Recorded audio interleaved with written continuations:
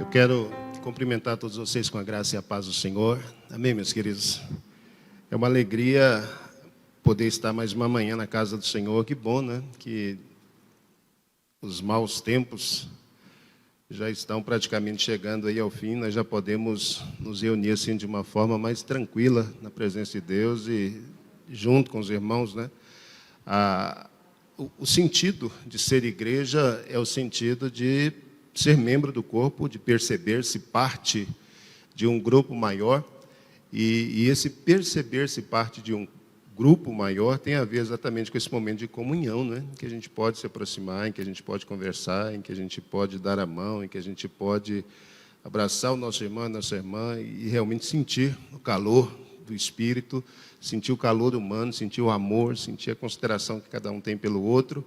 E, paulatinamente, Deus vai nos dando graça para retornarmos aí a essas condições anteriores, que a gente podia cumprimentar as pessoas, estar muito mais próximas. Deus abençoe. Muito bom ter você aqui nessa manhã, na casa de Deus. Muito bom ter você nessa manhã na presença do Senhor. E como Deus tem abençoado a sua vida até aqui, eu tenho certeza disso, aos nossos irmãos que estão nas suas casas e que nos acompanham também. Como a graça do Senhor tem te alcançado até aqui, eu tenho certeza que ela vai continuar avançando sobre a sua vida. Eu quero convidar você, em seguimento aí à nossa série de estudos, através da Bíblia livro por livro, eu quero convidá-la a abrir a sua Bíblia no livro de Obadias. Nós vamos ler nessa manhã Obadias 8. Se você tem nos acompanhado, não, vamos ler o 10. Obadias 10. Se você tem nos acompanhado nessa série de estudos, e se você tem desenvolvido o hábito, já que a cada 15 dias nós temos tido um encontro, de fazer uma leitura prévia do livro que no domingo pela manhã nós vamos abordar, você deve ter tido uma surpresa em relação a esse livro de Obadias, não é? Esse é o menor livro que a gente tem no Antigo Testamento, Obadias 10, e aí a gente só menciona o versículo porque ele só tem um capítulo, então você não tem que dizer capítulo 1, porque só existe o capítulo 1 nesse livro. Obadias 10 é o versículo que nós vamos ler. É um livro pequenininho, um livro com apenas 21 versículos. Se você teve a oportunidade de lê-lo nos últimos 15 dias, nós temos algumas questões a tratar com vocês em relação a ele, senão depois, quando você estiver em casa hoje ainda, você pode fazê-lo, uma leitura rápida, mas uma leitura que realmente nos ajuda a perceber a revelação de Deus que, desde o Gênesis, quando a gente começou a nossa série de estudos, nós estamos mostrando que aparece nas Escrituras e que cada vez vai se tornando mais plena, até que nós vamos perceber isso daqui a algum tempo, ela vai se plenificar absolutamente na pessoa de Jesus. O versículo 10, Obadias, versículo 10, eu vou ler apenas esse versículo para dar aqui o nosso pontapé inicial, para iniciarmos a nossa fala, mas como esse é um livro pequeno, é possível que a gente tenha condições de fazer a leitura de todo ele, enquanto estivermos conversando nessa manhã. O texto diz: por causa da violência feita a teu irmão Jacó, cobrir-te-á a confusão, e serás exterminado para sempre. Eu quis ler com vocês esse versículo 10, apenas ele, dentre muitos versículos aqui do livro de Obadias, porque, de alguma forma, esse versículo 10, ele é o coração de toda a mensagem desse profeta. Obadias, a gente sempre tem feito uma breve introdução, quando trata de cada um dos profetas, ele pertence a esse grupo de profetas ditos menores, ele pertence ao grupo dos 6 primeiros profetas, que aparecem organizados aí entre os profetas menores, que nós já falamos com vocês outras vezes, eu vou precisar sempre repetir isso para rememorar, que não são colocados, que não são organizados no Antigo Testamento na ordem cronológica do tempo em que essas pessoas viveram, como aconteceu com os profetas maiores, mas que são colocados ali porque a pessoa que organizou isso, e de acordo com a tradição judaica, Neemias deve ter sido a pessoa que organizou o cânon, os livros da forma que nós o temos hoje, ou talvez um outro personagem. As pessoas que o organizaram, eles tinham como propósito, principalmente nesse primeiro bloco de livros, ressaltar algum elemento do caráter de Deus. Então, não há preocupação entre os 6 primeiros livros dos profetas menores em listá-los em ordem cronológica dos eventos, não há essa intenção. A intenção é mencionar determinados elementos do caráter de Deus, e a cada vez que nós já trabalhamos um profeta, nós vimos que alguma ênfase é dada, e geralmente essas ênfases, elas giram em torno de 2 elementos importantes, do amor de Deus e da justiça de Deus. O amor e a justiça são 2 elementos que aqui e ali vão sendo contrabalanceados na mensagem dos profetas. Ora, o profeta anuncia a justiça de Deus, justiça presente, e mostra o amor e a misericórdia dele. Ora, o profeta anuncia o amor de Deus diante de uma situação caótica em que o povo se encontra, mas aponta para o futuro, mostrando que a justiça do Senhor, ela é, nós poderíamos dizer, irrevogável. E aí a gente já viu o dia do Senhor aparecendo aqui e ali entre os profetas para dar ênfase a esse fato, de que Deus é um Deus que virá, de que Deus é um Deus que julgará o seu povo, de que Deus é um Deus que estabelecerá a justiça e o juízo, ainda que tardio em irar-se, ainda que Ele continue dando chances e continue dando oportunidades e continue chamando pessoas ao arrependimento, mas é dito, e cada um dos profetas menores vai fazer questão de enfatizar isso, e essa ênfase vai sendo acentuada particularmente entre os profetas menores, que esse dia do Senhor virá, que esse dia da prestação de contas vai acontecer, que quando esse dia chegar, ninguém, absolutamente ninguém vai escapar. É muito interessante a gente pensar que esse conceito de dia do Senhor, que parece ser um conceito assim tão tranquilo para todos nós, é um dia de juízo, esse é um conceito que começa com um ou outro profeta maior, ele faz alusão a respeito desse tempo que Deus vai trazer juízo, mas são os profetas menores, e diferentes profetas menores vão fazendo ênfase a isso, cada um deles vai trabalhando um pouco mais esse conceito, vai falando um pouco mais a respeito dele, vai trazendo algum elemento novo em relação a esse tempo de juízo. E quando a gente finalizar o último livro do Antigo Testamento, o livro de Malaquias, aí nós vamos fazer uma retrospectiva do dia do Senhor, à luz dos profetas menores, para a gente perceber como é que Deus vai, em cada um desses profetas, tratando a respeito dessa temática, que é uma temática de máxima importância. E é tão importante, mas tão importante ela, que quando a igreja surge, a primeira mensagem de Pedro, ela faz alusão exatamente ao dia do Senhor. Então, o último profeta, ou os últimos profetas vão falar disso. O dia do Senhor vem quando Pedro ministra a sua primeira mensagem, o seu primeiro sermão em Atos 2. Ele faz uma citação da profecia de Joel, e ele faz questão absoluta de mencionar novamente esse dia do Senhor. E depois, lá no Apocalipse, a gente tem novamente esse dia aparecendo. Então, ele é um momento importante aí na história de Israel. Pensando um pouquinho a respeito desse profeta, o versículo 1, ele resume tudo que a gente pode saber em relação ao profeta a partir de 2 palavrinhas. Visão de Obadias. São as únicas 2 informações biográficas que nós temos a respeito desse profeta. Primeira expressãozinha hebraica, Hazor, ela apareceu no profeta que nós estudamos anteriormente, que foi o profeta Amós, e a palavra aqui que se traduz como visão, e ela vem aí exatamente para mostrar o tipo de instrumento que Deus utilizou para fazer com que Obadias recebesse a mensagem, percebesse a mensagem e depois compartilhasse. Então, a maneira pela qual Deus fala com Obadias, o profeta, é através de visão, de revelação. E no Antigo Testamento a gente tem diferentes maneiras de Deus falar a profetas. Geralmente, a forma de Deus falar ao profeta era a forma audível. Deus conversava com o profeta escutava a voz de Deus e compartilhava essa fala do Senhor. Além desse instrumento, que era Deus falar de modo audível ao profeta, Deus utilizava-se também desse instrumento, que era a visão. Deus abria o entendimento, abria os olhos do profeta, fazia com que ele tivesse visões, com que ele tivesse clareza em relação a determinadas mensagens que Deus queria compartilhar. E como eu disse para vocês aqui, já tem muito tempo que a gente fala a respeito disso, que a cabeça de um judeu, ela é uma cabeça assim que funciona de forma muito concreta, né? O judeu pensa de forma concreta e não abstrata como nós. Então é muito fácil para Deus compartilhar a sua palavra através de visões. Por quê? Porque quem recebe essa mensagem entende a visão, e o destinatário dessa mensagem também, ele tem clareza em relação àquilo que está recebendo.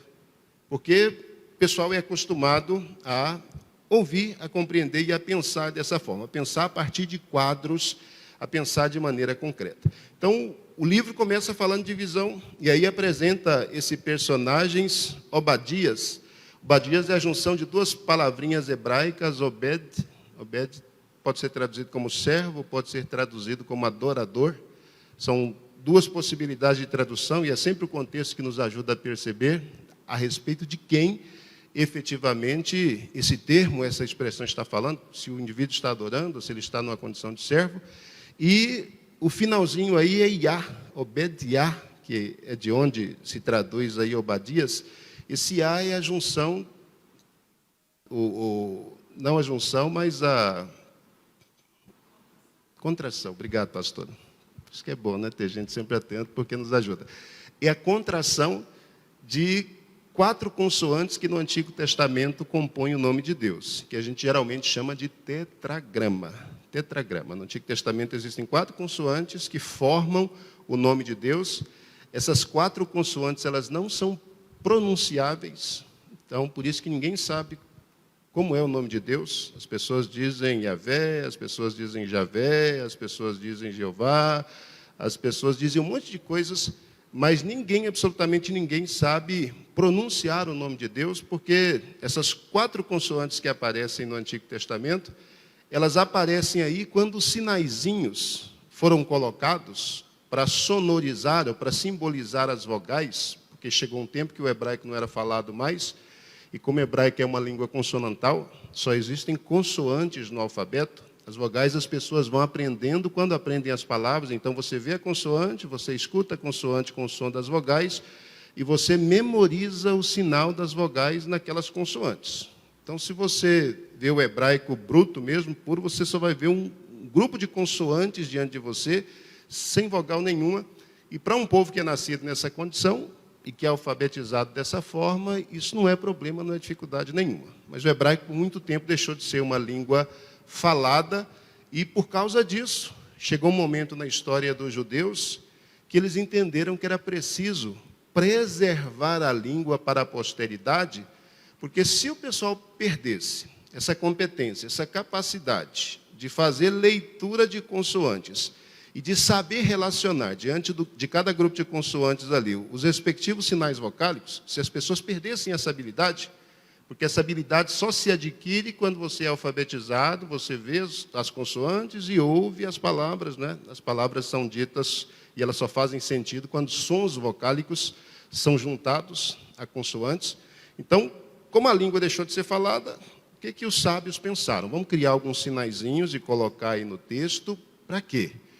E normatizar isso. Esse sinalzinho aqui vai representar a vogal A, esses 2 pontinhos vai representar uma vogal E, esse pontinho sozinho vai representar uma vogal I, esse outro ponto aqui vai representar o som vocálico O. Vamos colocar alguns sinaizinhos aí no texto e normatizar isso. Esses sinais representam tais sons vocálicos e guardar isso. Para quê?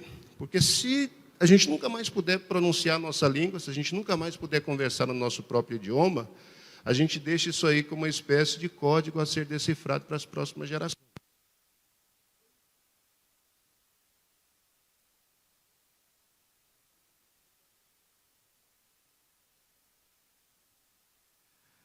A bateria acabou de mas que bom que a gente sempre tem 2, né? Então, uma igreja bem prevenida vale por 2, né? Os judeus ficaram com essa preocupação toda. Se a língua nunca mais for falada, como é que nós vamos fazer? Criar essa estratégia. E é por isso que o hebraico hoje é a língua viva uma outra vez. Hebraico, desde o ano 70 até 1948, deixou de ser língua falada, né? Era falada dentro de lares, de famílias e tal, mas nunca mais, depois do ano 70, se tornou uma língua de um povo, de uma nação, porque judeus foram perseguidos até 1948. E a partir de 48, quando eles tiveram a oportunidade de voltar para suas terras, pós Segunda Grande Guerra Mundial, é que esse projeto de trazer a língua hebraica de volta para se tornar uma língua viva para o nosso tempo, ele começou a acontecer, ele começou a ser levado adiante, com muito desafio, com muita dificuldade, e moral da história. Hoje, alguns anos depois, 1948, está bem aqui, se nós pensarmos na nossa história, O hebraico é uma língua viva, uma outra vez, é uma língua não só sagrada, não só relacionada ao texto sagrado, não só relacionada às orações judaicas, não só relacionada à vida litúrgica do povo, mas o hebraico é uma língua viva, é uma língua falada como qualquer outra língua no mundo, uma outra vez. E isso só foi possível porque esses judeus, lá no século 3, 4 depois de Cristo, eles pensaram nisso, em guardar esses pontinhos para as próximas gerações, para que elas tivessem o privilégio, a oportunidade de ler novamente e de saber exatamente o que estava escrito no texto, caso, no futuro, eles não pudessem mais praticar a sua língua. Eu estou falando disso por quê? O que isso tem a ver com o que nós estamos falando, pastor? Tem tudo a ver.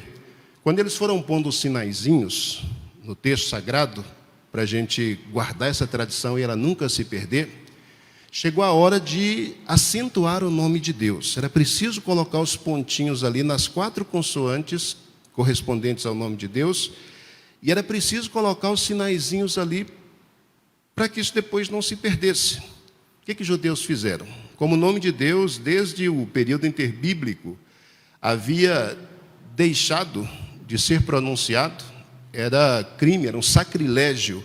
Alguém, ainda que fosse um fariseu, ainda que fosse um doutor da lei, ainda que fosse um sacerdote, era um sacrilégio qualquer pessoa, mesmo nas orações, mesmo durante a leitura do texto sagrado, pronunciar o nome de Deus, porque as pessoas temiam muito o mandamento de que se alguém pronunciasse o nome de Deus em vão, ele poderia ser condenado à morte. Então, proibiram a pronúncia do nome de Deus, e quando chegou a hora de sinalizar o nome, o que é que eles fizeram?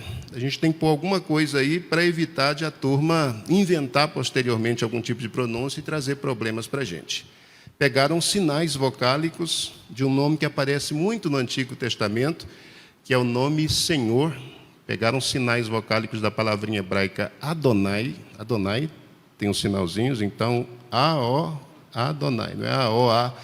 E a gente ouve o I no finalzinho, mas na verdade é uma consoante. Então pegaram esses 3 sinaizinhos vocálicos, e foram lá no tetragrama, puseram esses sinaizinhos da palavra Adonai no tetragrama, aí puseram eles de uma forma confusa.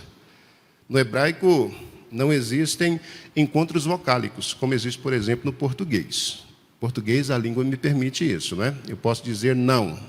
Eu tenho uma consoante e tenho 2 vogais juntas, o A e o O. Não. No hebraico isso não existe. O hebraico só permite, já que não é uma língua vocálica, e o pessoal teve que inventar os pontinhos, o hebraico só permite a lógica consoante, vogal, consoante, vogal, consoante, vogal, consoante, vogal, consoante, vogal, e jamais, jamais, jamais. Consoante, vogal, vogal, jamais. O que eles fizeram para evitar de qualquer tentativa de ler o nome de Deus? Eles chegaram lá numa das consoantes do hebraico e puseram 2 vogais nela. Puseram uma vogal em cima, um pontinho em cima, e puseram uma vogal embaixo também do nome. Então, os sons vocálicos da palavra Adonai foram inseridos lá no tetragrama, nas 4 consoantes que correspondem ao nome de Deus, mas no meio, na consoante do meio, eles puseram uma vogal em cima, um pontinho representando uma vogal em cima, puseram outro sinalzinho representando uma vogal embaixo, de maneira que se a pessoa tentasse ler o nome de Deus, ele cairia nessa armadilha. Porque não existe a possibilidade de uma consoante e 2 vogais. Fizeram isso como armadilha, e na nota de rodapé, eles escreveram 2 palavrinhas, ketib e querer. Ketib, querer. Ketib é assim se escreve. Então, do jeito que eles puseram lá em cima, puseram na nota de rodapé. Ketib, aí escreveram o tetragrama e puseram os 2 pontinhos, assim se escreve. E aí embaixo dessa observação puseram uma outra expressão, querer. Então, você já sabia falar hebraico e não sabia, querer. Você vai querer alguma coisa? Querer no hebraico é ler. Você vai querer alguma coisa? Não? Então, sem saber, de vez em quando você fala umas palavras em hebraico. Querer, escreveram lá embaixo. E querer significa assim se lê. E aí puseram lá, na frente do querer, o nome, Adonai. O que estava dizendo para o judeu? Toda vez que você encontrar o tetragrama, ao invés de você ficar naquela tribulação, como é que eu leio esse negócio aqui? É Yavé, é Javé, é Jeová, é Ioá, como é que eu leio isso? Eles já disseram, não tenta ler porque não funciona, não dá certo. Quando você encontrar o tetragrama, o que você lê? Leia Adonai. Toda vez que o tetragrama aparecer, ao invés de tentar ler o nome de Deus, leia Adonai. E se você já ouviu alguma vez judeu fazendo leitura do texto, você vai observar isso, que num determinado momento eles vão dizer Adonai, Adonai, Adonai, mesmo nas orações que eles fazem, né? Talvez você nunca viu ele lendo, mas ouviu orando alguma coisa, e você vai ouvir muito essa expressão, Adonai, Adonai, Adonai, Adonai, Adonai. Adonai é exatamente essa pronúncia que o judeu faz no nome de Deus, porque ele aprendeu que é assim que as coisas funcionam. Então, quando a gente volta no nome de Obadias, tudo isso para falar sobre esse menino. O nome dele é a composição dessas duas expressões hebraicas, servo ou adorador, e a gente vai ver que tanto um ou outro aqui vão servir muito bem para falar do caráter dele, e essa junção aí, as 4 consoantes fundidas em 2, que é Iá, que geralmente é uma maneira contraída que a gente encontra nos Salmos e nos profetas também, de referir-se ao tetragrama, de referir-se ao nome de Deus. Daí, por exemplo, Obadias poder ser traduzido como adorador de Adonai, adorador do Senhor, ou como servo do Senhor. É só isso que a gente sabe sobre Obadias a partir do livro dele, do texto que segue aí por diante no versículo 1. A gente já tem que o que ele vai compartilhar não é dele, não é a perspectiva que ele tem, a leitura que ele faz, mas é a palavra que vem da parte do Senhor, é a visão que ele tem da parte de Deus, é a mensagem que ele tem do Senhor para compartilhar. E aqui vem uma questão importante, é que quando ele fala dessa mensagem que ele vai compartilhar, essa mensagem ela já é apresentada aqui, o objeto da mensagem, aquilo que vai ser tema central da mensagem, já é apresentado exatamente nessas primeiras falas. Essa mensagem, esse assim diz o Senhor, que é apresentado aqui, é uma assim diz o Senhor a respeito de Edom. Esse livrinho pequenininho aqui, de 21 versículos, ele é o registro de uma mensagem da parte de Deus para um povo específico, para o povo de Edom. Ele é escrito em forma poética, ele é escrito seguindo a ordem de uma sentença judicial. O profeta que registra a mensagem, ou que organiza a mensagem, ele organiza a mensagem como se isso aqui fosse uma peça. Fosse uma peça judicial onde alguém está sendo chamado diante de um juiz, onde alguém está recebendo as acusações, ou está sendo informado ou comunicado de suas acusações, e onde alguém recebe a justa sentença por causa das acusações que lhe são feitas. Então, apesar de ser um livro pequenininho, de 21 versículos, ele tem um objetivo específico, é uma mensagem específica que Deus tem para alguém, para Edom, para os edomitas, para um grupo específico de pessoas que a gente vai falar um pouquinho a respeito deles, e ele vem exatamente com essa característica. Ele vem para denunciar, ele vem para acusar e vem para efetivamente declarar juízo da parte do Senhor sobre esse povo.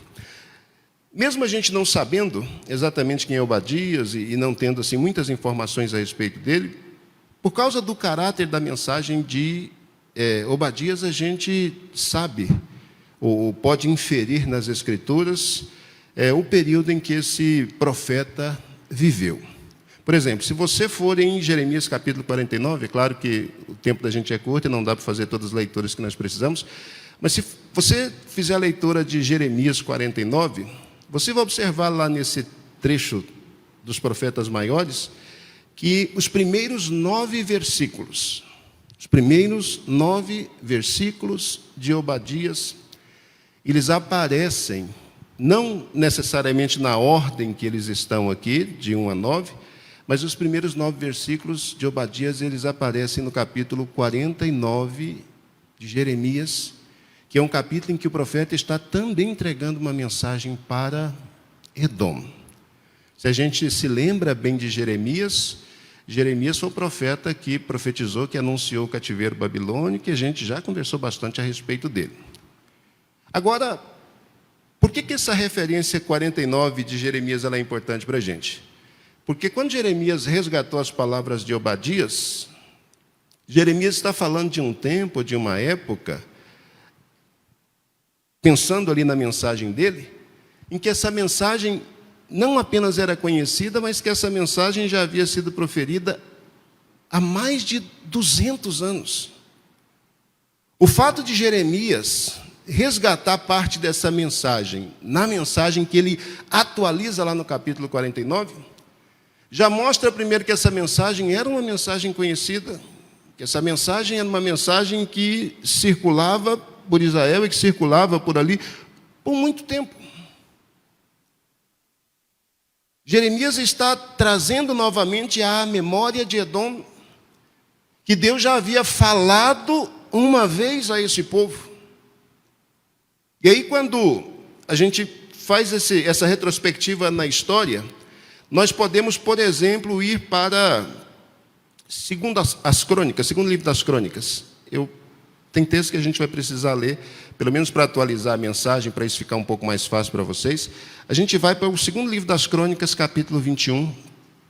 Segundo livro das Crônicas 21 é o texto que a gente tem nas Escrituras que, de alguma forma, aponta o contexto a partir do qual o profeta Obadias deve ter desempenhado aí o seu ministério. Obadias, capítulo 21.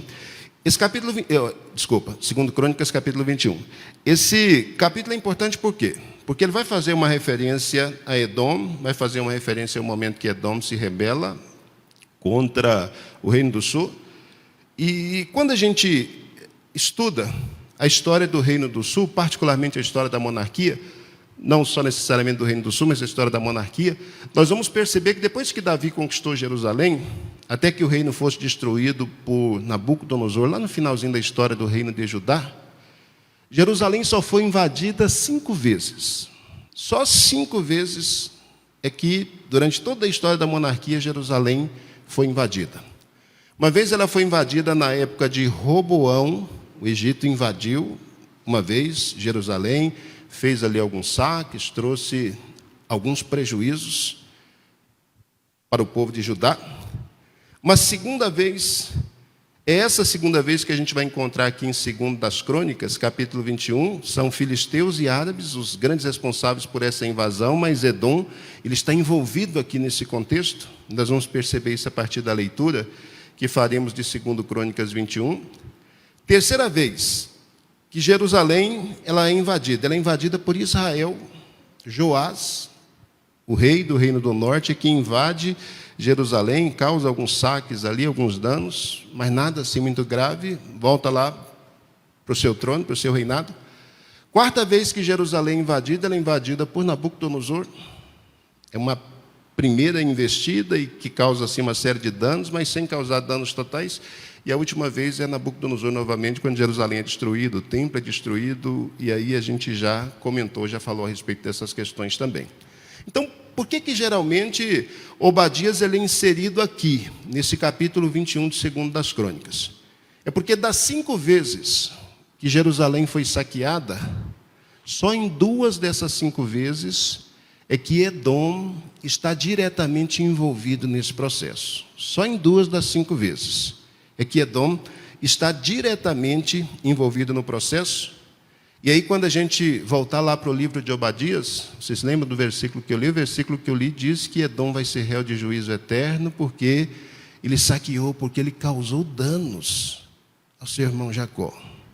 Então, a primeira vez é essa. Primeira vez que Edom está diretamente envolvido e que a gente tem um registro da Escritura, foi uma vez que Jerusalém foi invadida. A segunda vez é na época de Nabucodonosor, lá no finalzinho, 585, quando a invasão foi feita e Jerusalém foi destruída. Os edomitas estavam envolvidos lá também. Daí a mensagem de Jeremias, capítulo 49, para os edomitas, dizendo para eles: ó, Deus está de olho em vocês, Deus está vendo o que é que vocês estão fazendo com o irmão de vocês, e Ele tem juízo.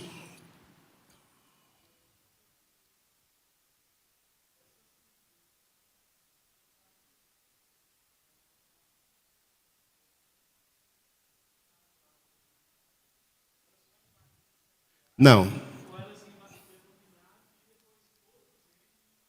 Excelente pergunta, joia. Essas 5 vezes que Jerusalém foi invadida, eles só fizeram saques. Então, só chegaram, mostraram que quem manda sou eu, vocês têm que se submeter ao meu reinado, leva alguma coisa importante. Aqui, nesse caso de 2 Crônicas, a gente vai perceber o que eles levaram aqui, o estrago foi grande, mas nunca assim, de invadir, de assentar no trono e de dizer, de agora por diante, eu sou o novo rei, quem manda aqui sou eu. Geralmente o rei é deposto, um novo rei da mesma dinastia ali assentado, e o que se exige é compromisso. Você vai pagar um tributo agora dizendo que vai se submeter à minha autoridade, e de agora por diante você vai continuar pagando tributo, senão a gente volta de novo e tal. Então, a única vez que Jerusalém foi invadida para efetivamente deixar de existir foi a última das 5, que foi quando Nabucodonosor veio e destruiu todo mundo, e derrubou os muros da cidade, e destruiu o templo, só dessa vez. Até a primeira vez que ele veio, ele levou os melhores dos melhores, mas ainda deixou judeu dominando lá. Vocês continuem dominando aí, mas vocês precisam manter o compromisso de pagar tributo, porque aí a pessoa está dizendo que reconhece o governo do outro e evita desgastes políticos e tal. Mas em nenhuma das 5 vezes, exceção feita a última, eles invadiram para se estabelecerem ali. Era só invasão para tomar o espólio e para exigir do governo que estivesse presente ali o compromisso de submeter-se ao outro. Só nesses casos. Mas ótima pergunta. Excelente, obrigado. Obrigado pela sua contribuição, porque isso ajuda a gente a ampliar o nosso conhecimento, a nossa compreensão daquilo que vai sendo apresentado. Então, deixa eu fazer com vocês a leitura rápida desse 2 Crônicas. É um texto comprido, só vou fazer a leitura dele. Depois de tanta coisa que eu disse, vai ficar claro para vocês por que Obadias ele é apresentado nesse contexto aqui. Diz assim a palavra: Depois Josafá dormiu com seus pais e o sepultaram com seus pais na cidade de Davi. Jeorão, seu filho, esse é o personagem aí da época em que Obadias desenvolveu seu ministério profético, foi na época de Jeorão. E Jeorão, seu filho de Josafá, reinou em seu lugar. E teve irmãos, filhos de Josafá: Azarias, e Jehiel, e Zacarias, e Azarial, e Micael, e Cefatias. Todos estes foram filhos de Josafá, rei de Israel. E seu pai lhes deu muitos dons de prata e de ouro, e de coisas preciosíssimas, como cidades fortes em Judá. Porém, o reino deu a Jeorão, porquanto era o primogênito. Subindo Jeorão ao reino de seu pai, e havendo-se fortificado, matou a todos os seus irmãos à espada, como também alguns dos príncipes de Israel. Da idade de 32 anos era Jeorão, quando começou a reinar, e reinou 8 anos em Jerusalém. Então, Obadias é um profeta do Reino do Sul, é um profeta vinculado a Jerusalém. Agora, informações sobre o rei. E andou nos caminhos dos reis de Israel, então a gente já sabe que não prestou, como fazia a casa de Acabe, porque tinha a filha de Acabe, a Atalia, por mulher, e fazia o que era mal aos olhos do Senhor.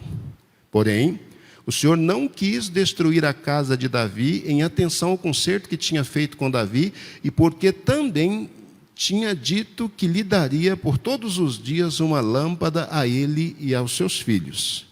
Nos dias de Jeorão se revoltaram, olha aqui, os edomitas, nos dias de Jeorão se revoltaram os edomitas contra o domínio de Judá e constituíram para si um rei. Pelo que Jeorão passou adiante com seus chefes e todos os carros com ele, e levantou-se de noite e feriu os edomitas que os tinham cercado, como também os capitães dos carros.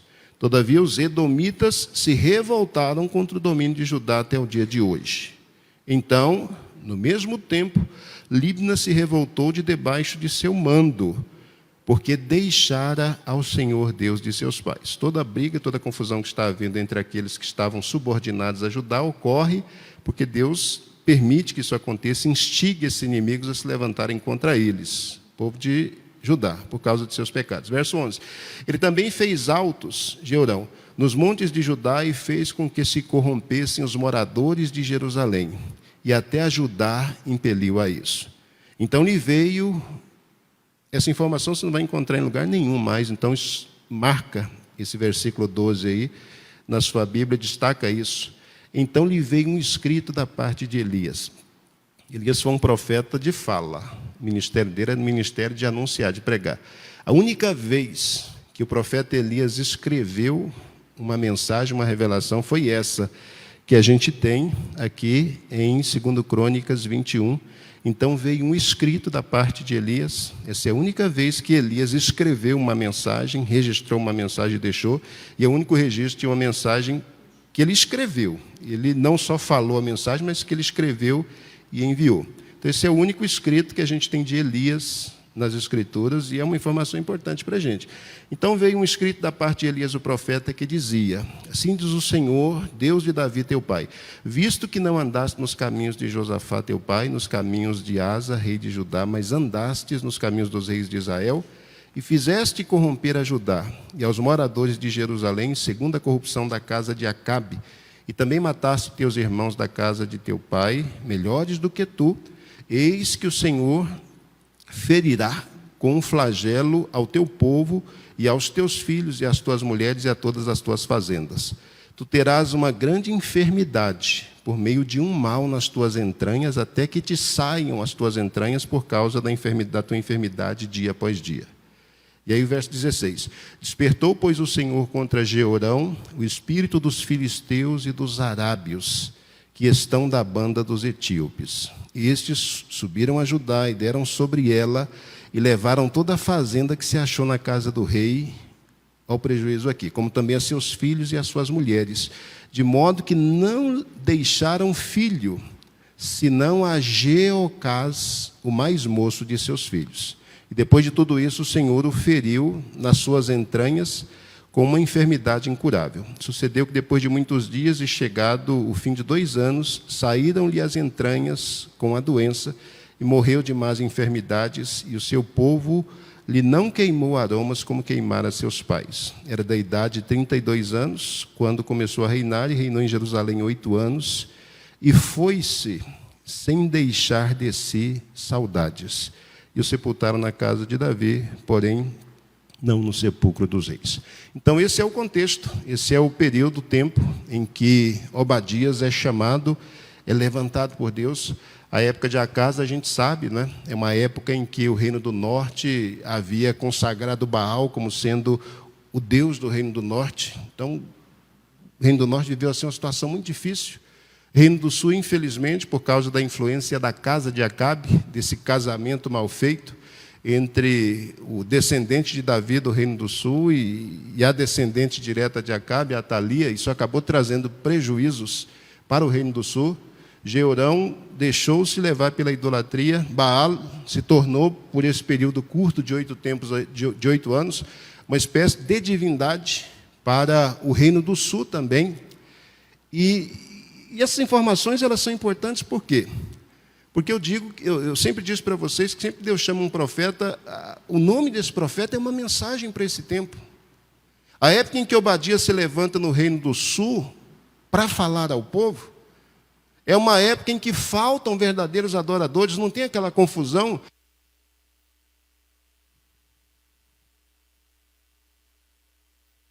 Agora eu acho, doutor, se Baal é Deus, então sigam a Baal. Desafio de Elias. Agora, se o Senhor é Deus, se Yahvé é Deus, então sigam Yahvé, caminham com Ele. Essa discussão, essa confusão que havia lá no Reino do Norte, ela veio para o Reino do Sul também. Elias foi profeta para o Reino do Norte. Foi lá que ele desempenhou seu ministério. Obadias é chamado para ser o profeta do Reino do Sul, para falar especificamente a casa de Jeorão. E importante nesse processo todo. Apesar do juízo estar declarado, e a gente viu o juízo sendo praticado ali, né? O povo foi levado cativo, as mulheres, e Deus cumpriu a palavra que Elias disse. Os edomitas, eles participaram nesse processo.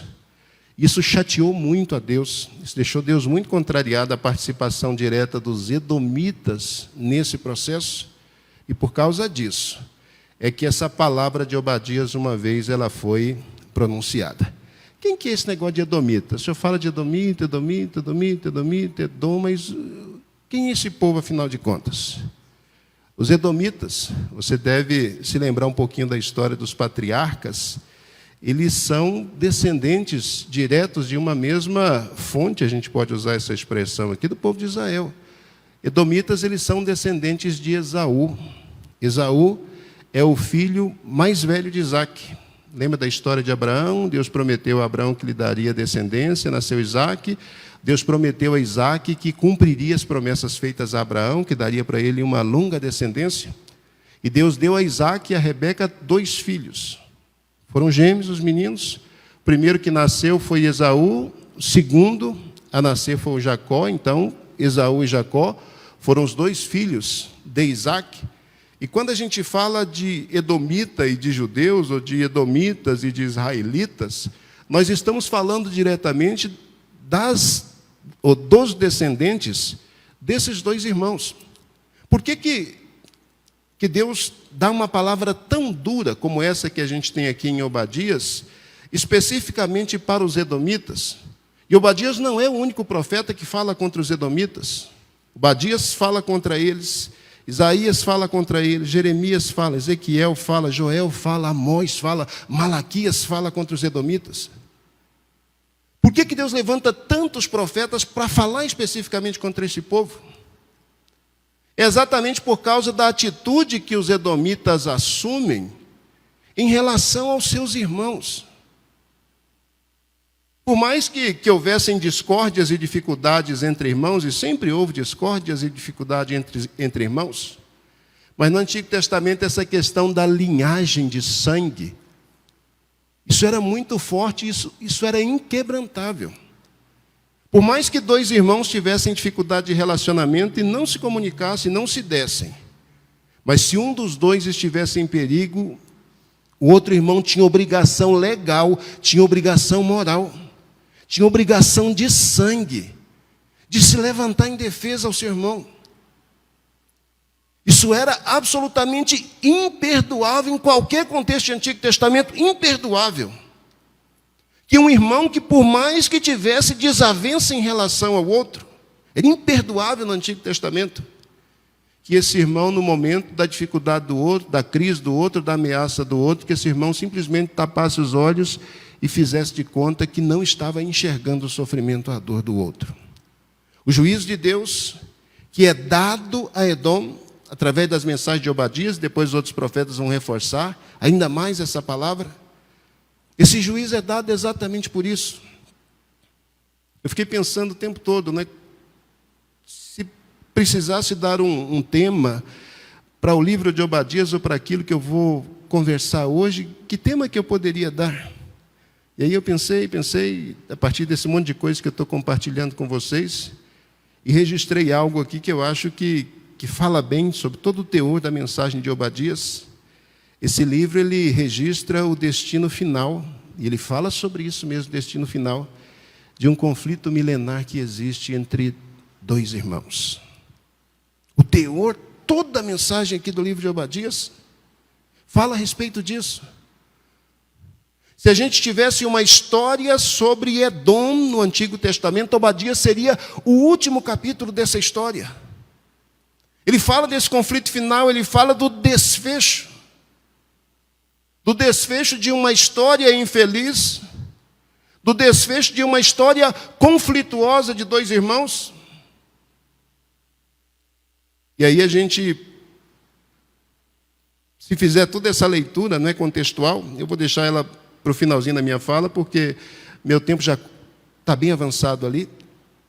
Mas se a gente fizer a leitura do ambiente onde esse conflito surge, depois pensar um pouquinho como é que historicamente esse conflito vai se desenvolvendo, aí a gente vai perceber com clareza, eu vou mostrar isso para vocês daqui a pouco, como realmente Deus tinha razão em levantar Obadias, o servo do Senhor, o adorador do Senhor, num contexto onde faltam servos, onde faltam adoradores do verdadeiro Deus, num contexto onde faltam servos, onde faltam adoradores ousados para se levantar em nome de Deus e falar em nome de Deus.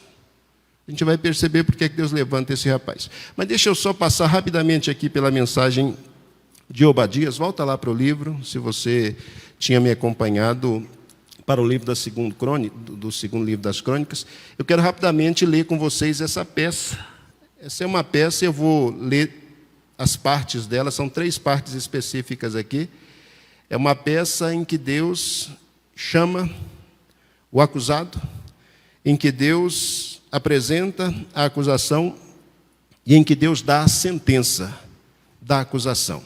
Então vamos lá, Obadias, no capítulo 1 foi onde a gente começou. Nós já vimos aí quem é a pessoa que está sendo colocada no banco dos réus. Essa é a fala do Senhor, essa é a mensagem do Senhor que é dada a respeito de Edom. Então Edom é a pessoa que está sendo colocado aí no banco dos réus.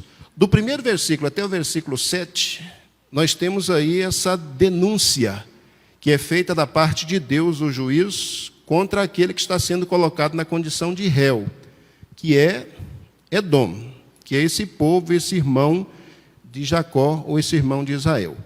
Presta atenção, vamos fazer a leitura do 1 ao 7. Voltando aí, visão de Obadias, assim diz o Senhor. Na minha Bíblia aqui está escrito Jeová, né? Mas você já sabe que Deus pode chamar qualquer coisa menos Jeová, mas está escrito aqui, eu estou lendo. Assim diz o Senhor Jeová a respeito de Edom. E aqui começa a acusação.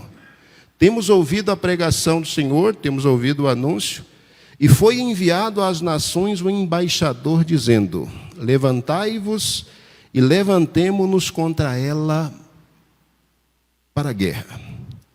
Sempre que alguém é chamado diante do juiz, esse é um contexto veterotestamentário, há um anúncio, há um embaixador, alguém que vai, que anuncia a todos que alguém está sendo colocado no banco dos réus, que alguém está sendo chamado à prestação de contas. Verso 2: eis que te fiz pequeno entre as nações, tu és muito desprezado. Essa é a leitura que Deus faz em relação a Edom. Eu fiz você uma nação pequena. Você é desprezado pelos outros. E essa leitura que Deus faz no primeiro momento, ela é importante por quê? Porque essa leitura reflete a realidade. E aí, quando a gente fizer a leitura do verso 3 por diante, nós vamos perceber que Deus está relembrando Edom de uma condição que ele tem, mas que ele não acordou ainda para essa realidade. Você é pequeno, você é nada, você é desprezível entre as nações. Se compara você às outras nações, você é absolutamente nada. E por que é importante Deus lembrar Edom disso?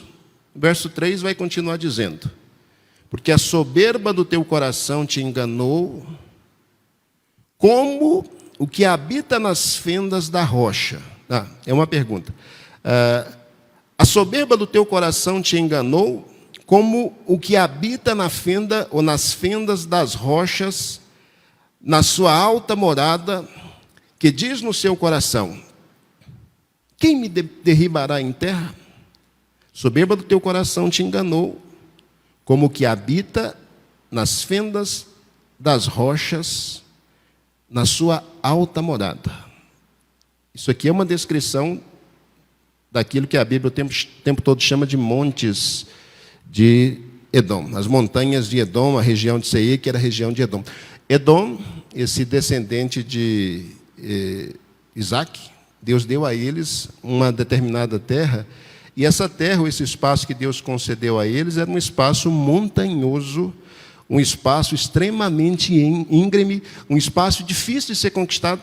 Então, os edomitas que viviam lá no Monte Seir, eles viviam em lugares altos, eles viviam bem protegidos. Os acessos até os locais onde eles estabeleciam as suas cidades eram acessos extremamente restritos. Geralmente, as pessoas tinham que passar por cânions, os seus inimigos, e dificilmente alguém conseguia conquistar uma cidade deles.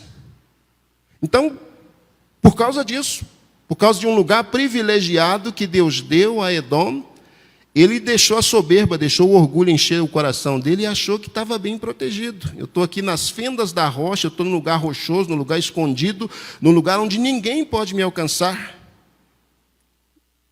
E aí a soberba se manifesta: quem me derribará em terra? E aí Deus disse: se te elevares como águia e puseres o teu ninho entre as estrelas, daí te derribarei, diz o Senhor. E se te levares a águia, ou puser o teu ninho nas estrelas, é uma alusão ao fato de que as águias, elas colocam os seus ninhos nesses lugares montanhosos, nesses lugares onde o acesso é quase impossível para proteger os seus filhotes. E Edom se achava nessa condição, porque nós estamos protegidos aqui, ou porque a nossa terra é uma terra segura, nós somos praticamente invencíveis.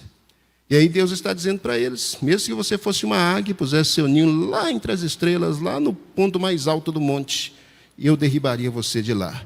Verso 5, se viessem a ti ladrões ou roubadores de noite, como estás destruído, não furtariam o que lhes bastasse? Se a ti viessem os vindimadores, não deixariam alguns caixos? Como foram buscados os bens de Esaú? Como foram esquadrinhados os seus esconderijos? Todos os teus confederados, então aqui fala de Esaú, ou de Edom, de um grupo de pessoas, de líderes, né? Talvez essa seja a alusão aqui, àqueles dois grupos específicos que fizeram a invasão, e que nós conversamos a respeito, né? Os árabes e outro grupo que invadiu lá em 2 Crônicas, capítulo 21.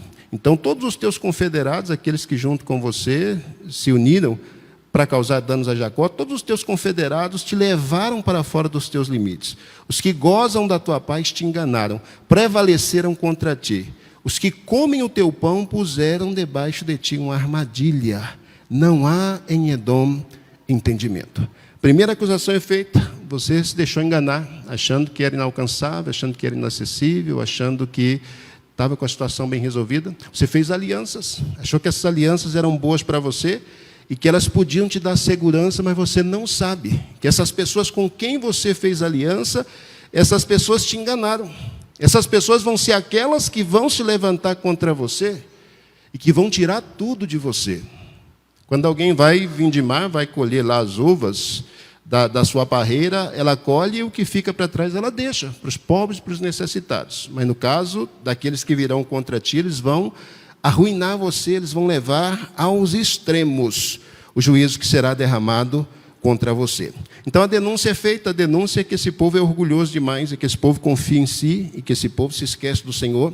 A acusação é feita a partir do verso 8 a seguir, do verso 8 até o versículo 14, nós temos a real acusação. Por que Deus está dizendo que esse orgulhoso Edom vai ser alvo do juízo de Deus? No verso 8, e não acontecerá naquele dia, diz o Senhor, que farei perecer os sábios de Edom e os entendidos na montanha de Esaú? Então, se a característica aqui é a soberba, é o orgulho, esse povo é um povo que se acha sábio, que se acha entendido, porque está lá nas montanhas de Esaú, está bem protegido. Verso 9. E os teus valentes, ó Temã. Temã é uma das cidades mais importantes dessa região. E os teus valentes, ó Temã, estarão atemorizados para que da montanha de Esaú seja cada um exterminado pela matança. Verso 10, a acusação formal é feita por causa da violência feita a teu irmão Jacó, porque você causou males, causou danos a teu irmão Jacó, cobrir-te-á a confusão e serás exterminado para sempre. No dia em que estiveste em frente dele, aqui é descrita agora de que maneira Esaú tratou o seu irmão, naqueles momentos lá em que Jerusalém foi invadida e que aquele dano todo foi causado lá em 2 Crônicas 21. Olha a descrição aqui. Ó.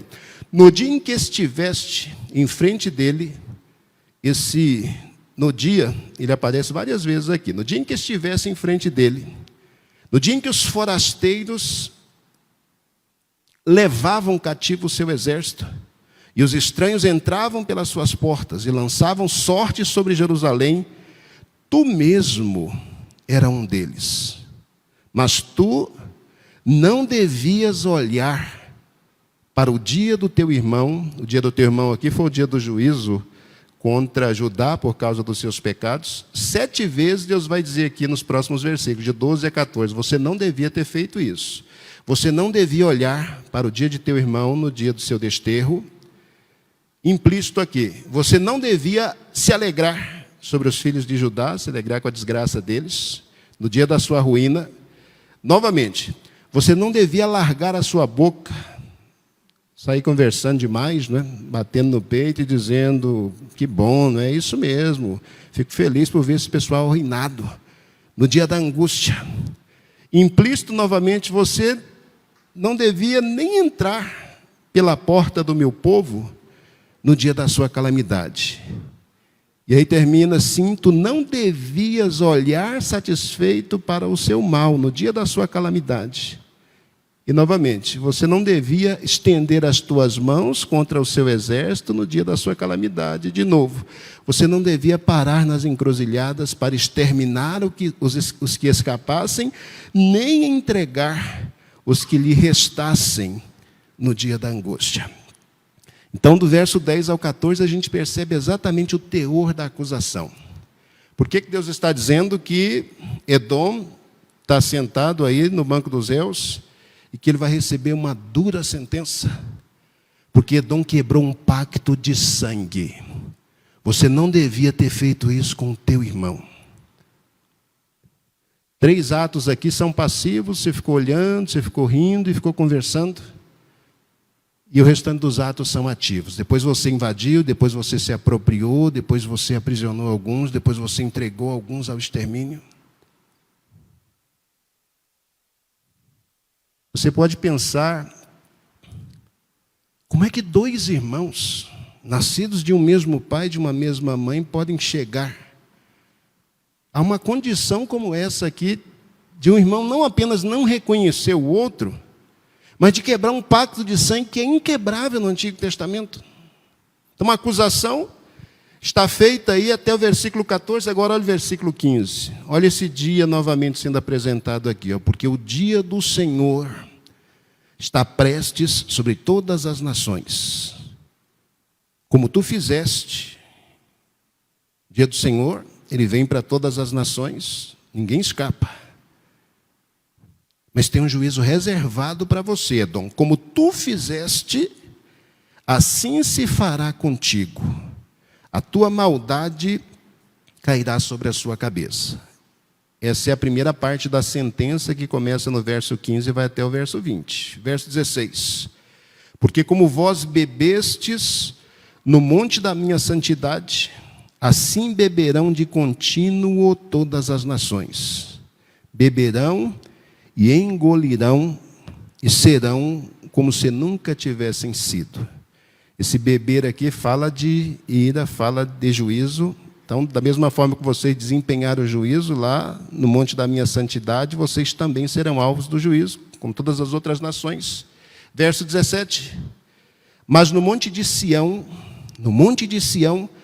haverá livramento. Aqui já é uma palavra para Israel, para Judá. E ele será santo. E os da casa de Jacó possuirão as suas herdades. E a casa de Jacó será fogo, e a casa de José chama. Jacó e José aqui, alusões a Israel. E a casa de Esaú, palha. Aqui, novamente mostrando o juízo que virá sobre esse povo. E se acenderão contra eles e os consumirão, e ninguém mais restará da casa de Esaú, porque o Senhor o disse. E os do sul possuirão a montanha de Esaú. Então, aquilo que era inexpugnável, aquilo que era inconquistável, aquilo que era o objeto do orgulho de Edom, nós vivemos entre as montanhas e ninguém, absolutamente ninguém, consegue nos conquistar. É dito aí, e dito de forma bem clara, os do sul possuirão a montanha de Edom. Vocês vão ser conquistados e vão ser expulsos daí. E os da planície, os filisteus, possuirão também os campos de Efraim e os campos de Samaria e Benjamim e Gileade. E os cativos desse exército dos filhos de Israel, que estarão entre os cananeus, possuirão até Zaferate. E os cativos de Jerusalém, que estão em Sefarade, possuirão as cidades do sul. Até o verso 20 a gente tem a sentença que é dada, não apenas sentença contra Edom, mas também a promessa de restauração para Judá. Vocês foram destruídos, foram arruinados, Edom participou disso aí. Edom participou, volta a dizer, em 2 momentos, segundo Crônicas 21 que nós lemos, e depois em 585, quando Nabucodonosor destruiu, arruinou Jerusalém, lá estava Edom Por isso, Jeremias 49 fala a respeito do juízo de Deus que virá sobre Edom. Então, aqui é uma sentença da parte de Deus, a sentença está muito clara, Edom vai ser destruído. E o verso 21 termina como começa o versículo 1. O versículo 1 começa o Senhor dizendo, como aquele que é o juiz, como aquele que tem tudo nas suas mãos e que estabelece justiça. E o versículo 21 termina exatamente dessa mesma forma. Salvadores vão se levantar no monte de Sião. Por muito tempo, Seir, o monte de Seir, dominou o monte de Edom, mas o final da história é o monte de Sião. Naqueles dias, Deus vai levantar salvadores em Sião. Esses salvadores vão julgar a montanha de Esaú, a montanha de Seir. E a história de Obadias termina dizendo que o reino será do Senhor. O reino é dele. Ele domina. Eu quero terminar minha fala fazendo uma leitura com vocês do Novo Testamento. Eu fiz uma pergunta aqui. O que será que leva dois irmãos gêmeos, Esaú e Jacó? O que será que leva dois irmãos gêmeos a assumirem posturas tão radicais assim, a ponto de um irmão não apenas se tornar inimigo do outro, mas causar tantos danos como foi descrito aí no meio do livro de Obadias? O lar era um lar piedoso. Isaac e Rebeca eram um homem e uma mulher piedosos diante de Deus, são patriarcas. Os dois foram criados num lar piedoso. Isso deve chamar a nossa atenção. Mas, infelizmente, quando os meninos nasceram, a gente começa a observar um favoritismo pelos pais. O pai prefere Esaú porque Esaú é caçador, ele gosta de caça. A mãe prefere Jacó porque Jacó é um menino caseiro e ajuda nas atividades de casa. E a mãe acha que isso é bom. Há uma fala da parte de Deus, quando os meninos ainda estão brigando no ventre da mãe, de que tem dois meninos lá e que o maior vai servir ao menor. Antes dos meninos nascerem, já há uma fala de Deus, dizendo que o escolhido de Deus é o menor. Mas mesmo a partir dessa fala, a gente vê, infelizmente, numa família piedosa, isso deve chamar a nossa atenção, esse favoritismo dos pais que ainda prevalece na família. Então, infelizmente, mesmo Isaac sabendo dessa profecia, ele olhava para o filho Esaú, não, mas é o meu primogênito e vai dar tudo certo. Essa confusão, a gente sabe que ela não terminou bem, né? O Jacó acabou roubando lá, de forma desonesta, o direito à primogenitura de seu irmão, que não estava nem aí para isso. Isso causou problemas entre eles, problemas tão sérios que Jacó teve que ir embora de casa e ficar 20 anos fora, mais de 20 anos, longe de casa por causa disso, porque o seu irmão Esaú queria matá-lo. 20 anos depois, Jacó volta, por ordem de Deus, ele tem um encontro com seu irmão Esaú, depois que ele passa lá pelo Val de Jaboque, tem um encontro pessoal com Deus e a vida dele muda. E nesse encontro parece que essa rusga entre os irmãos, ela se resolve. Parece que há ali uma amistosidade, ou pelo menos uma disposição para perdoar, mas é uma disposição assim muito superficial. A gente não percebe confissão de pecado e não percebe disposição direta para perdoar. Jacó e Esaú foram homens ricos e prósperos, cada um seguiu o seu próprio rumo. Mas parece que essa mágoa que ficou no coração de Esaú quando ele foi enganado pelo seu irmão Jacó, no momento em que o pai tem que abençoá-los, parece que isso nunca foi sarado. Isso foi sendo passado de geração para geração, de geração para geração. Israel desceu para o Egito, se tornou um grande povo, e quando Israel sai do Egito, o povo de Esaú já era um povo grande, já eram os donos dos montes de Seir. E a Escritura diz que quando o povo de Israel teve que passar por ali, já começou o problema aí. Esaú não deixou de jeito nenhum, por aqui vocês não passam pela cidade, não passam pelo campo, não tomam um gole de água daqui, que senão nós vamos ter problema. Então a gente já percebe 400 anos depois que uma rusga, um probleminha que começou dentro de casa, dentro de um lar de pessoas piedosas que amavam a Deus e que temiam a Deus, mas que não conseguiram perceber com clareza isso e que não conseguiram resolver isso em tempo hábil. Probleminha que surgiu num contexto familiar, 400 anos depois, começa a gerar conflito entre dois povos irmãos. A partir da saída do Egito, e da saída do Egito por diante, a gente vai ver, como eu comentei com vocês aqui, Edom e Israel, o tempo todo em confusão, o tempo todo em embate, o tempo todo em dificuldade. Até acontecer isso que o Obadias descreveu para a gente aqui de forma profética. Mas o texto que eu quero ler com vocês, para eu encerrar minha fala, é Hebreus, capítulo 12. Esse texto serve de exortação para todos nós nesta manhã.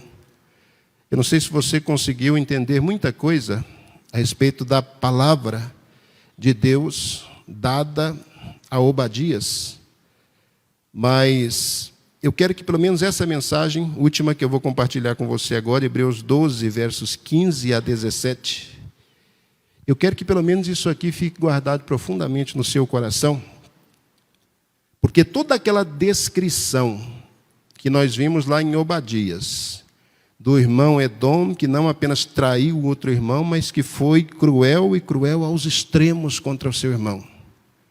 Tudo isso tem a ver com o que está descrito aqui em Hebreus capítulo 12, a partir do verso 15. Verso 15.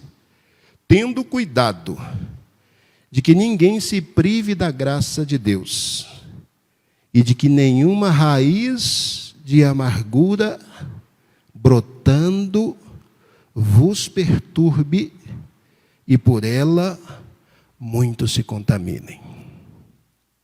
O grande problema que levou os dois irmãos à situação que nós acabamos de descrever aqui foi uma raiz de amargura que brotou num contexto familiar de gente que amava, que servia, que conhecia e que adorava a Deus, e que não foi arrancada. Essa raiz de amargura brotou e ela não foi tirada. Essa raiz de amargura brotou e ela não foi tratada. Essa raiz de amargura brotou e ela não foi confessada. Essa raiz de amargura brotou e ela não foi perdoada. Ela foi simplesmente ignorada. Deus tem uma fala para as nossas famílias nesta manhã.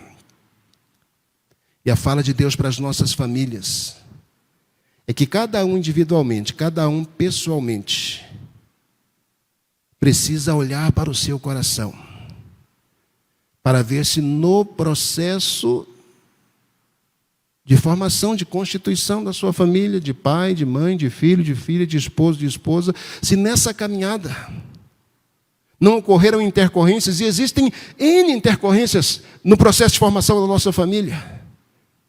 Você precisa verificar se nessa caminhada não ocorreu alguma intercorrência que fez com que brotasse no seu coração rancor, que fez com que brotasse no seu coração raiz de amargura, que você permitiu, e você não tem domínio se isso brota ou não brota. Às vezes surge, às vezes acontece. Você é humano como eu sou humano, como nós somos humanos. Mas o permanecer, o permitir que essa raiz permaneça, o permitir que essa raiz brote, o permitir que essa raiz, ela invada, ela domine o seu coração, isso é de você. É preciso que cada um avalie o seu coração para ver se não há rancor no seu coração por aquilo que seu pai fez, sua mãe fez, seu irmão fez, sua irmã fez, seu esposo fez, sua esposa fez, por alguma coisa que aconteceu no passado. E que você nunca tratou, e que você nunca perdoou. E que você simplesmente deixa as coisas acontecerem, vamos lançar isso ao esquecimento. Não é assim que se resolve essas questões.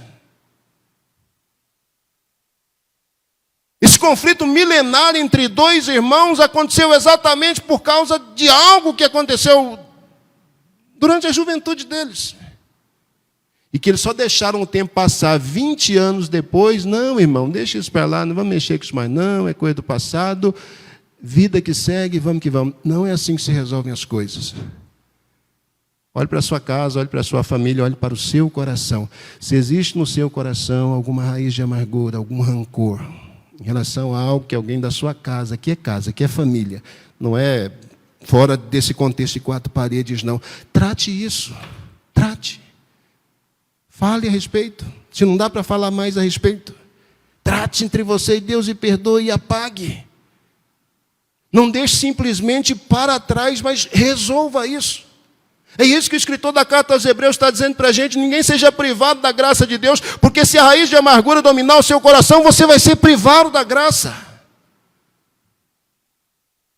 Olha, o que isso tem a ver, pastor, com o que foi lido lá? Tem tudo a ver. Olha o que o escritor da carta aos Hebreus diz nos 2 últimos versículos que eu vou ler.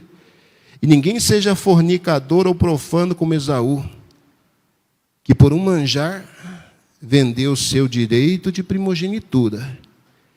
Porque bem sabeis que, querendo ele ainda depois herdar a bênção, foi rejeitado, porque não achou lugar de arrependimento, ainda que com lágrimas o buscou. O escritor da carta aos Hebreus, ele associa e mostra as trágicas consequências de raiz de amargura, de pecados não perdoados, de rancor que é guardado no coração. Ele mostra as trágicas consequências disso a partir do próprio Esaú. Esaú se perdeu por isso, simplesmente porque não quis tratar isso no seu coração. Olha os males que ele causou ao seu irmão em Obadias. E olha a sentença da parte de Deus para eles. Depois do cativeiro babilônico, o monte de Seir foi conquistado pelos povos do reino do sul, os nabateus. Eles conquistaram os montes. Edom desceu para as planícies, os filisteus conquistaram as planícies, tomaram. Os edomitas ficaram espalhados sem terra. Lá na época dos Macabeus, no período, na metade do período interbíblico, novamente os edomitas foram dominados pelos judeus. Tem 3 edomitas que a gente conhece no Novo Testamento: Herodes o Grande, Herodes Antipas e Herodes Agripa I. Um que queria matar Jesus enquanto criança, aquele que julgou Jesus e que o humilhou publicamente, e um terceiro que matou Tiago, lá em Atos 2. Esses 3 Herodes, eles são idumeus. O idumeu é uma expressão que começou a ser utilizada no período interbíblico para falar sobre os edomitas. Eles são idumeus, são da linhagem de Edom. E veja que até aí, até na manifestação do Cristo, até na manifestação do próprio Deus feito homem, os edomitas estavam ali criando problemas. E a palavra de Deus se cumpriu em relação a eles. Depois do ano 70, quando Jerusalém foi destruída e Israel foi espalhado, a memória dos edomitas foi apagada da face da terra. Não se tem mais notícias desse povo. Acabou.